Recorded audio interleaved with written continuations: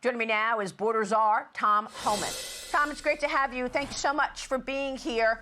The arrests are up, and yet you still get pushback from the sanctuary cities. How significant is that pushback, and is it stopping you from doing your job? Oh, it's absolutely not going to stop us. I mean, it makes our job more difficult, makes the job more dangerous.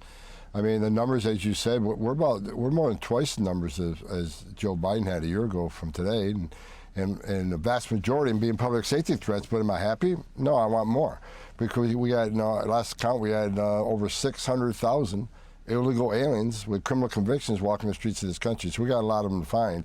But sanctuary city makes it difficult. What's most concerning, though, it makes it more dangerous. When we can arrest a bad guy in a county jail, if one officer arrests one guy in the safety and security of county jail or a state prison. But when these sanctuary cities release a public safety threat back into the public, which on its face is just ridiculous, it's more dangerous for the ICE officers to make that arrest. It's more dangerous for the alien, and it's certainly more dangerous for the communities. Releasing a public safety threat back in the community is just dumb, and it puts the communities at great risk of more crime. So we want to work with the sanctuary cities and get into the jail. Give us access to the guy that you locked in a jail cell. That's who we want to talk to. Well, I mean, look, you've got Alexandria Ocasio-Cortez doing webinars to explain to illegal immigrants how to evade ICE arrests, and then she tweeted out after something you said maybe she's going to be in trouble now, and she says maybe he can learn to read the Constitution would be a good place to start. She's continuing her resist efforts against your efforts, Tom. Look, I forgot more about the Constitution and immigration enforcement as you ever know. I mean, I had to educate her during congressional testimony that entering the country illegally is a crime. So, whatever. But what she needs to do is read the statutes enacted by Congress. Title 8, United States Code 1324, United States. Title 8, United States Code 1324 and 25. That's what she needs to read, because it's illegal to enter this country. It's a crime to enter this country illegally. Not only that, when you harbor and conceal and impede law enforcement, that's a felony. So what she's doing, she says she's educating them as to the constitutional rights, and we all know they got constitutional rights. But what she's really doing, you and I and the rest of the country knows, she's trying to teach them how to evade law enforcement. Now, I just said, well, out of the gate, we're concentrating on public safety threats, national security threats.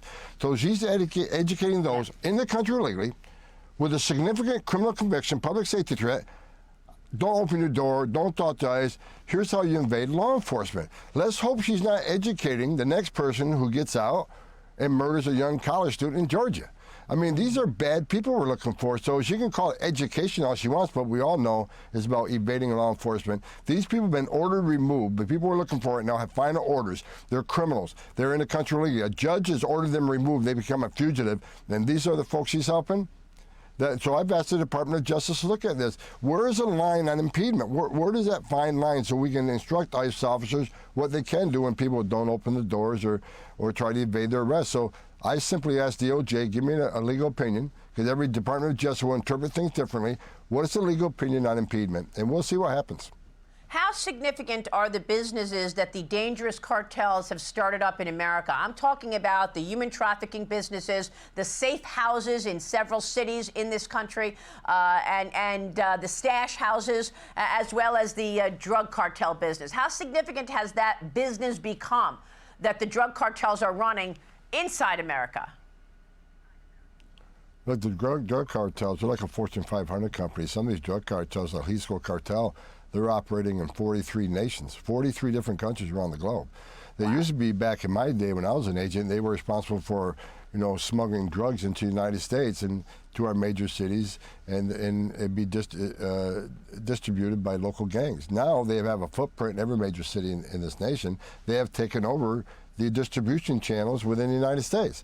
They have a strong foothold here, and that's why we're concentrating.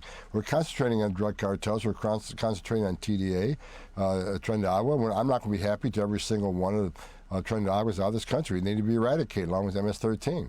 Well, this is why President Trump Again, he proves every day why he's the greatest president in my lifetime. He designated them terrorist organizations. Why did he do that? Because they've killed more Americans than every terrorist organization in the world combined.